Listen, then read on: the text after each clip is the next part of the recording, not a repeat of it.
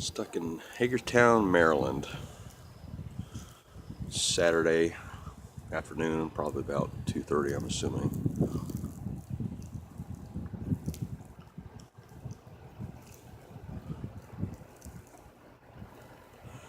This is that epic storm that was supposed to plummet into DC, but getting my fair share of it out here.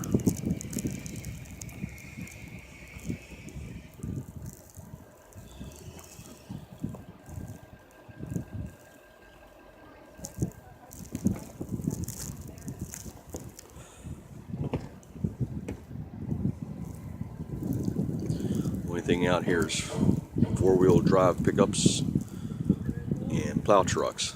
Anything else is pretty much stuck.